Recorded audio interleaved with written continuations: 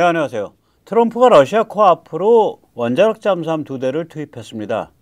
트럼프가 선거운동 때 했던 큰소리 빵빵 쳤던 거랑 생각을 하면 정말 상전벽해, 뽕밭이 푸른 바다가 된 그런 거대한 변화입니다. 이런 변화를 할 수 있는 까닭은 트럼프가 취한 경제정책이 일정한 성과를 내고 있기 때문입니다. 저는 이 경제정책을 트럼프노믹스라고 부르고 싶습니다. 오늘 그 두 개의 연관관계를 밝히면서 트럼프 경제정책의 비밀을 조명하도록 하겠습니다. 러시아 전 대통령 이 드미트리 메드베데프의 발언을 겨냥하고 트럼프가 뭐라고 말했냐. 8월 4일에 말했습니다. 이 멍청하고 도발적인 말이 말로 끝나지 않을 것을 대비해서 원자력 잠수함 2척을 러시아 부근으로 이동시켰다. 말 조심하고 살아야 한다. 이게 이제 원자력 잠수함이 전략 원잠인지 순항 미사일 원잠인지 공격 원잠인지는 밝히지 않았습니다. 미국이 운영하는 원자력 잠수함은 물론 미국은 모든 잠수함이 원자력 잠수함입니다. 세 종류입니다. 공격 원잠은 SSN, 전략 원잠, 즉 핵 탄도 미사일을 발사하는 원잠은 SSBN. 그 다음에 그 전략 원잠을 군축 협상 때문에 4척을 빼내 가지고 탄도 미사일 발사관 안에 7개의 소형 토마호크 발사관을 채웠어요. 그래서 150여 개가 됩니다. 한 척의 토마호크 발사관이. 그렇게 개조한 SSGN 이렇게 세 종류가 있습니다. 트럼프가 이번에 움직였다는 원잠이 셋 중에 어느 것인지는 자세히 밝혀지진 않았습니다. 트럼프가 이 말을 하게 된 것은 7월 25일 메드베데프가 10여일 안에 휴전 안 하면 2차 제재라는 트럼프의 말은 러시아 미국 전쟁을 향한 최후 통첩이다. 이런 식으로 얘기를 했어요. 메드베데프는 푸틴의 각계무사죠. 2008년 당시에는 러시아 헌법이 3연임이 불가능했습니다. 그래서 푸틴 대신에 2008년에서 2012년 그 가짜 대통령을 했어요. 메드베데프가. 이 사람의 이제 말은 이런 내용입니다. 최후 통첩을 남발하면 안 됩니다. 하나씩 나올 때마다 전쟁에 한 발자국씩 가까워집니다. 제가 이때 말씀드리는 전쟁은 러시아와 우크라이나의 전쟁이 아니라 러시아와 미국 사이의 전쟁, 러미 전쟁을 뜻합니다. 이런 식으로 큰 소리를 빵빵 쳤죠. 이것에 트럼프가 이런 버르장머리 없는 놈 그러고서 원자력 잠수함 2척을 이동시켰다고 발표한 겁니다. 트럼프가 소셜미디어에서 얘기한 말의 그 전문을 보면 이렇습니다. 러시아 전 대통령이며 현재 러시아 국가안보위원회 부위원장인 드미트리 메드베데프의 지극히 도발적인 발언을 고려해서 원잠 2척을 적절한 지역으로 이동시켰다. 이 멍청하고 도발적인 말이 말로 끝나지 않을 것을 대비해서 말 조심해야 된다. 경솔하게 떠벌리다간 의도하지 않았던 결과를 초래할 수 있다. 이번이 그 같은 경우가 아니길 빈다. 계속 지켜봐 주시기 바란다. 이게 이제 굉장히 상전벽해라고 말할 수가 있죠. 그야말로 뽕밭이 푸른 바다가 됐다. 트럼프의 선거 국면에서 선거전 때 발언과는 완전히 달라진 겁니다. 취임 한 6개월여 만에 완전히 바뀐 겁니다. 이번 트럼프의 발언으로 과연 러시아 미국 사이에 군사 긴장이 아슬아슬하게 격화되고 있냐. 거기에 대해서 이제 폭스뉴스가 잭 킨, 아주 미국의 신망 있는 퇴역 장군입니다. 잭 킨을 이제 인터뷰한 내용이 있습니다. 한번 직접 들어보시고 제가 설명을 여쭐게요. How significant of a threat is this or a warning is this to Russia? Yeah, well, I think you got to look at it in the context of what does Russia do here. All during the entire length of this war, now in the 41, 42 months of the war, periodically the both of them have threatened and intimidated the use of nuclear weapons. And that has had quite an effect on the Biden administration. They slowed down much-needed weapons that the Ukrainians were asking for, offensive weapons, long-range tanks, the F-16s. By the way, the Europeans got onto this and saw it as a hollow threat, and they forced the deployment of those weapon systems by the United States because they were willing to provide them themselves.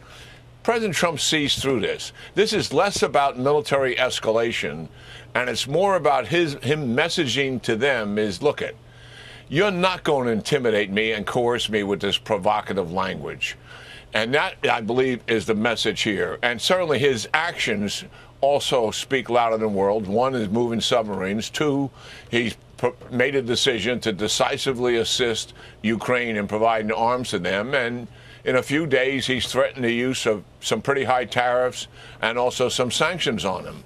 So that's the messaging by the president here. I am not President Joe Biden. You're not going to intimidate me. It's not going to undermine what I believe is the right thing to do here. That is the message. 네, 벌어지지 않아를 벌져지지 않아라 그랬네요. 죄송합니다.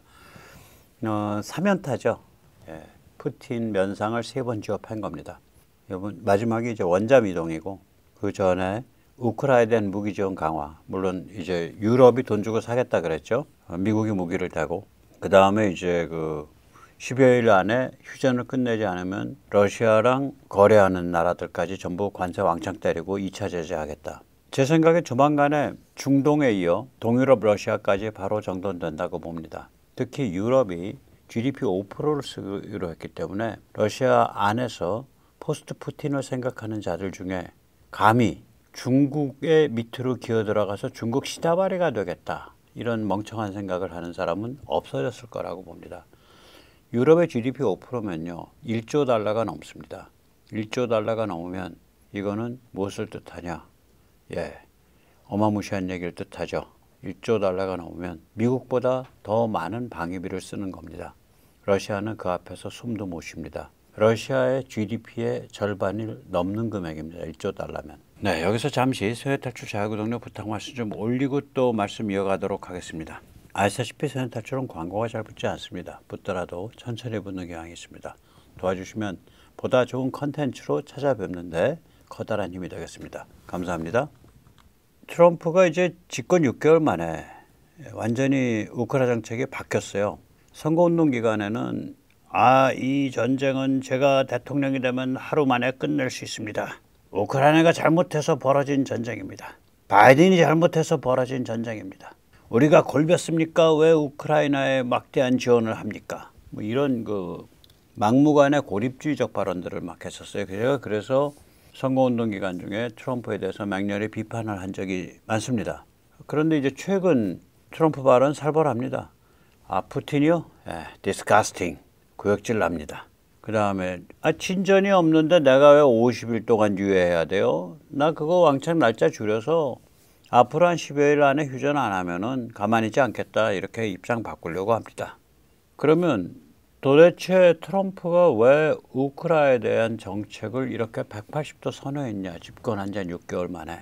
거꾸로 왜 선거운동 국면에서는 저런 식의 막무가내 고립주의 발언을 했냐? 선거에 유리하기 때문에 그랬을 겁니다. 마가 유권자들 중에 상당수가 고립주의 성향을 가진 블로그입니다. 이 블로그를 끌어들이려고 우크라이나 전쟁에 대해서 굉장히 부정적인 발언을 많이 했어요. 그 다음에 두 번째 이유는 유럽을 압박하기 위해서였을 겁니다. 야, 이 전쟁 너희 유럽이 당사자야. 너희 전쟁이잖아. 너희 앞마당에서 벌어지고 있잖아. 우리 무기 쓰더라도 돈을 너희가 내야지 왜 우리 돈으로 우리 무기를 주냐. 이렇게 압박하기 위해서입니다. 또 유럽을 압박하기 위해서입니다. 이게 이번에 이제 성과를 거둔 건데, 야, 니들 생각 좀 해봐라. 전쟁 이후에 독이 바짝 오른 러시아를 어떻게 감당할래? 러시아가 중국 꼬붕이 되면 어떻게 감당할래? 지금 이걸 겨냥하고 유럽이 GDP 5% 쓰겠다고 빵 크게 지르고 나간 거예요. 이거 겨냥하고 러시아를 러시라라 그랬는데요. 죄송합니다. 제가 오늘 좀 날씨 때문에 해롱해롱합니다. 그러면 정책을 180도 바꾼 거잖아요. 선거 국면하고 취임한 지 6개월 만에. 왜 이렇게 바꿀 수 있었을까요?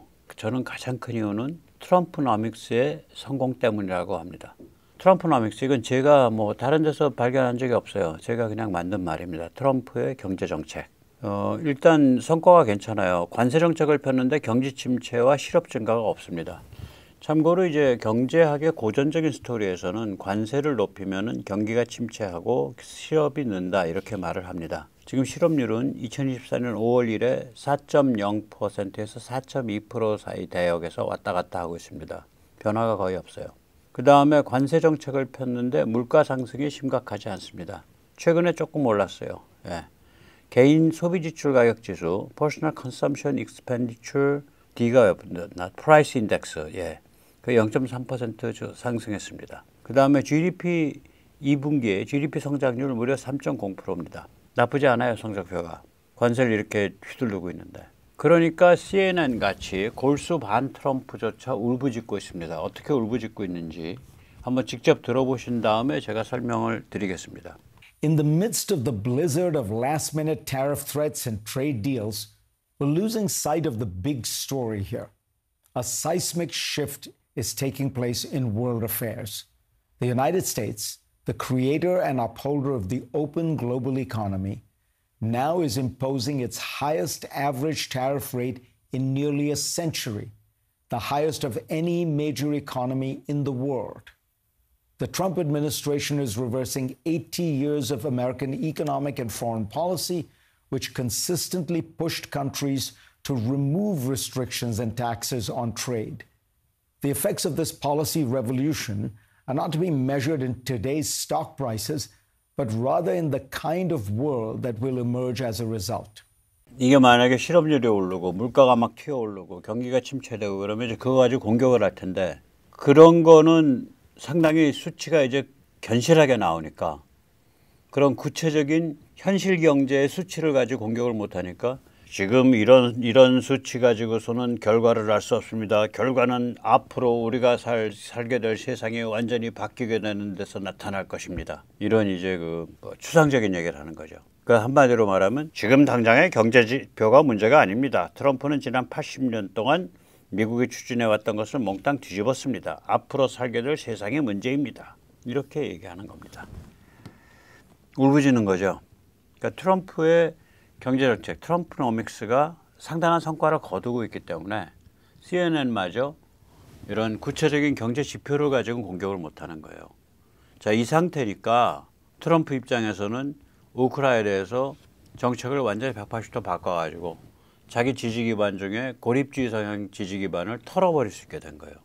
저 정도 좋지. 그 트럼프 선거운동 중에 그 지지자들 중에 상당수가 야, 우리가 왜 러시아와 핵전쟁 위험을 각오를 하고 왜 우크라이나를 지원해주고 있어? 그 왜 우리 돈으로 그래? 이게 이제 트럼프 지지자들 중에 상당수의 어떤 정서였었어요. 근데 이건 뭐 핵전쟁을 각오하고 우크라이나를 지원하는 정도가 아니라 미국의 원잠, 그게 핵탄도미사일 발사 원잠인지 순항미사일 발사 원잠인지 공격 원잠인지 모르지만 그건 얘기 안 했어요. 두 척이나 러시아 코앞에 갖다 들이댔다. 뭐 북극해 무르만스크 앞에 갖다 들이댔든지 아니면은 발틱해 입구에 갖다 들이댄 거죠. 들이댔다 그러면 이거는 보통 일 아니거든요. 입장을 완전히 바꾼 거라고요. 경제정책에 성공했기 때문에 이렇게 바꿀 수 있는 겁니다. 저는 이제 트럼프노믹스를 군사지정경제학이라고 부르고 싶습니다. Geopolitical Economics. Political Economics라는 단어는 양쪽 진영, 그러니까 자유민주주의 진영과 막시스트 진영에서 같이 쓰인 거예요. 정치경제학이라는 단어는. 자유민주주의 진영에서 정치경제학은 미시와 거시 그리고 정부와 제도 이걸 통틀어서 보는 그런 학풍을 그런 학문적 분야를 정치경제학이라고 부르고요. 막시스트 경제학에서의 막시스트의 정치경제학은 혁명정치공학을 설명하는 경제학이다. 그래서 그걸 정치경제학이라고 부릅니다. 그래서 정치경제학, Political Economics라는 단어는 있었어요. 또 지경학, Geoeconomics라는 단어도 있어요. 지정학, Geopolitics도 있고요. 저는 그런데 군사지리 정치경제학, 그러니까 군사지정경제학이라고 이건 트럼프는 규정을 해야 된다. 왜냐하면 이 사람은 문제를 엮어서 풀어요. 그러니까 지금 그러니까 맹방, 우방, 미국과의 거래 상대방을 압박하는 카드 중에 하나가 뭐냐면 미국이 공정한 세계 경찰 노릇을 스마트하게 하려고 하는데 또 해왔고 니들은 왜 자주국방 안 하냐. 그다음에 미국이 그런 포지셔닝을 취하게 되면 미국의 달러 가치가 초강세가 되는데 그러면 미국은 재정 적자와 달러 가치가 이상하게 비정상적으로 강세가 되면 무역 적자, 재정 적자, 쌍둥이 적자가 나오게 되거든요. 이 상태가 되는데 그럼 미국 보고는 죽으란 소리 아니냐. 그 점에 대해서 니들이 미국의 제조업과 이런 것들이 유지될 수 있도록 니들이 협조 좀 해야겠어. 이런 거에 이게 지금 그러니까 까딱 잘못 들으면 협박 깡패질이고요. 또 이쪽으로 들으면 말이 되고 그런 방식이에요.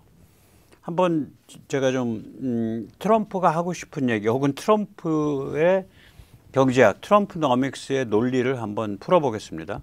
미국은 에너지 등 모든 주요 자원을 다 갖추고 있기 때문에 고립주의를 해도 잘 먹고 사는데 지장 없지만 스마트 개입주의를 하면 약점이 없어서 대담하고 지능적이며 공정하게 개입할 수 있다. 스마트 개입주의, 스마트 인터벤셔니즘, 이것도 제가 만든 단어입니다. 지금 트럼프의 개입주의 방식은요, 막무가내가 아니에요. 될성 부른 데만 될성 부른 방식으로 개입합니다. 이번에 중동에서도 보세요. 중동에 미 육군 이란 땅 한 치도 밟은 적 없습니다. 미국은 이스라엘의 방어를 여러 방식으로 도왔죠. 위성 정찰이라든지 공중 감시 정찰기라든지 그 다음에 미사일 방어를 위한 요격 미사일이라든지 여러 가지 형태로 도왔죠. 또 요격 자체도 도왔죠. 그 미국의 전함과 미국 군사 비행기에서 군용기에 의해서. 그러나 굉장히 제한된 방식으로 도왔다고. 스마트하게. 막판에 가서는 B2 스텔스 폭격기를 넣어서 이란의 핵 능력을 무력화시켜 버렸죠. 이 스마트 개입주의를 하게 되면 특히 지금 미국은 약점이 없거든요. 중동에 뭐 아쉬울 게 없어요. 지금 중동은 미국 때문에 지금 문 닫게 생겼는데 미국이 저런 식으로 원유와 LNG를 대량으로 팔아버리면 유가와 LNG 가격이 뛸 수가 없잖아. 끽소리도 못하고 질질 끌려가고 있거든요. 지금 중동이. 오일 파워가 이제 성립을 안 하는 상태가 됐다고요. 미국의 약점이 없으니까 당당해져. 대담해져. 지능적이 돼. 그리고 비교적 공정하게 돼요. 왜 그러냐면 중동이나 이런 특정한 자원을 독점하고 있는 데에 대해서 배려해 줄 이유가 없게 되니까. 미국이 스마트 개입주의 정책을 취하면 맹방우방은 무임승차해서는 안 된다. 스마트한 방식의 개입이기 때문에 현장의 근육과 힘은 현지 맹방우방이 감당해야 한다. 한편 스마트 개입주의에 의해 달러화의 기축통화 지위가 초강화되고 달러 가치가 초강세가 된다. 이를 내버려 두면 미국 중산층과 제조업은 초토화된다. 실제로 이것이 일어났었던 일이다. 세계는 미국 제조업 유지 부흥에 협력해야 한다. 관세 때리면 불황 온다. 이 같은 경제학 논리를 믿지 말라. 경제학은 항상 모든 다른 조건이 동일하면 세테리스 파리부스를 전제로 한다. 그러나 미국은 달러가치 초강세라는 예외적 상황에 살아가고 있다. 이게 제가 보면 트럼프노믹스의 기본 멘탈이에요. 기본 멘탈입니다. 이걸 상당히 좀 복잡할 수 있는 얘기이기 때문에 한번 표로 간단하게 정리를 해봤습니다. 트럼프노믹스, 군사 지정 경제학이라고 정의할 수 있습니다. 지오폴리티컬 이코노믹스라고 정의할 수 있습니다. 군사 지정학과 경제학의 융합입니다. 미국은 에너지 등 모든 주요 자원을 다 갖추고 있죠. 그래서 피터 자연은 미국의 고립주의로 갈 것이다라고 예단을 했었죠. 그릇되게. 그렇게 가도 잘 먹고 잘 사는데 지장이 없으니까. 그런데 미국은 그 대신에 스마트 개입주의로 가고 있어요. 지금. 스마트 개입주의는 아까 방식으로 그렇게 절제된 방식, 지능적 방식으로 개입을 하는데 이게 뭐 중동 석유 같은데 약점을 잡혀 있지 않기 때문에 대담하고 지능적이며 공정하게 할 수 있어요. 비교적. 또한 스마트 개입주의는 미국이 위성, 장거리 타격, 지능적 타격을 주로 지원하고 현지 동맹이 손에 피를 묻히는 방식으로 작동을 합니다. 미국의 스마트 개입주의와 맹방의 관계를 한번 보면요. 맹방 우방은 이렇게 되면 무임승차를 못해요. 그러면 미국이 나 방 뺄 거야. 너에 대해서 방 빼 임마. 우리 뭐 약점 잡힌 거 없어. 지금 한국에 대해서도 그러잖아요. 미국의 장거리 타격 능력, Long Distance Power Projection, LDPP 능력이 워낙이 강해지고 있기 때문에 한국의 군사지리적 특장점이 정말 중국을 섬멸시키겠다라는 작전을 펴지 않을 때는 별로 빛을 못 봐요. 물론 중국을 섬멸시킬 수 있다라는 컨틴전시에 관한 미국의 역량을 보유한다는 게 엄청 전략적으로 중요하기 때문에 한국의 군사지리적 가치가 그렇다고 해서 완전히 상실된 건 아닙니다. 어쨌거나 맹방우방은 이런 상태가 되면 무임승차가 불가능합니다. 또한 스마트 방식의 개입이기 때문에 현장의 근육과 힘은 현지 맹방우방이 감당해야 합니다. 단 중국의 경우 미국이 초장부터 직접적 개입을 하게 될 겁니다. 뭐 여기 한 10만 명 있잖아요. 최일선에 나와 있는 것만 10만 명 되지 않습니까? 괌과 하와이, 알래스카 이쪽 빼고도.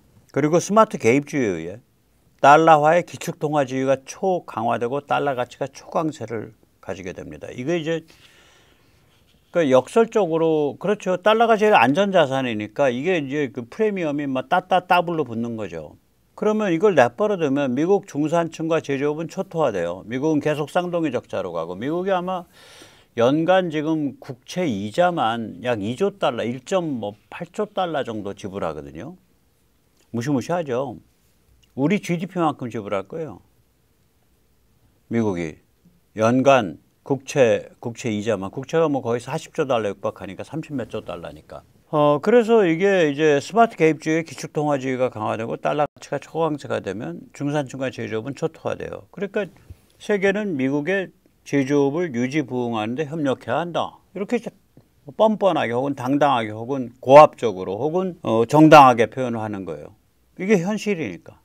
그러면서 이제 요번에 증명된 게 뭐냐면 관세를 때리면 불황과 실업이 온다라는 경제학 논리. 이게 이제 1817년에 그 리카도의 책에서부터 나온 거거든요. 경제학의 아버지 중에 하나죠. 거기 그 사람이 이제 비교 우위, 컴퍼레이티브 어드밴티지라는 컨셉을 놨는데 그 당시부터. 그러니까 각국이 자기가 잘하는 거를 집중해서 생산해가지고 교환, 무역하는 게 최상의 이익을 거두는 길이다. 그 이후로 쭉 그런 논리가 먹혀 들어왔어요. 현실에서도 그렇고. 그런데 이제 이 경제학이라는 거는요, 항상 그 전제가 있습니다. 어떤 전제가 있냐. 다른 모든 조건이 동일하면 세테리스 파리부스라는 경제학의 기본 전제가 있어요. 모든 경제학 명제에는. 그런데 미국은 일반적 경제학 논리가 성립하기 어려운 상태가 돼 있다고. 이게 기축통화고 달러가. 미국의 이러한 스마트한 개입주의에 의해서 앞으로 점점 더 미국의 달러화의 초강세 경향은 더 심해질 거고 그런 상태에서 무역이 자유무역이 모든 사람의 이익이 됩니다라는 얘기는 성립을 안 하죠. 예외적 상황이기 때문에.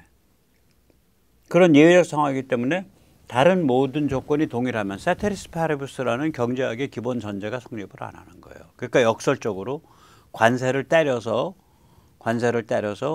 미국의 달러 초강세라는 것을, 그러니까 상대방은 미국에 대해서 관세 안 때리고 미국은 상대방에 대해서 관세 때리는, 그래서 미국의 제조업과 중산층을 보호를 하는 그런 구조를 안착시키겠다, 이런 무시무시한 전략을 지금 내놓고 있는 거예요. 네, 오늘 여기까지 모시고요. 마지막으로 말씀드리겠습니다. 정교모 심포지엄이 있습니다. 위기의 대한민국 진단과 대안. 8월 6일, 내일 모레 수요일 날이고요. 오후 2시부터 5시까지고요. 프레스센터 18층 서울클럽입니다. 정교모 자유시장연구원 한반도연구회. 예, 여러 교수님들이 주도를 하시는데 저도 발제를 하나 맡게 됐어요. 신냉전의 도전과 대외전략 위기. 누구든지 올 수 있으니까 시간이 되시는 분들은 시원한 냉방이 틀어지는 프레스센터에서 오후를 보내시면서 여러 이야기를 한번 들어보시죠. 예, 오늘 여기까지 모시겠습니다. 감사합니다.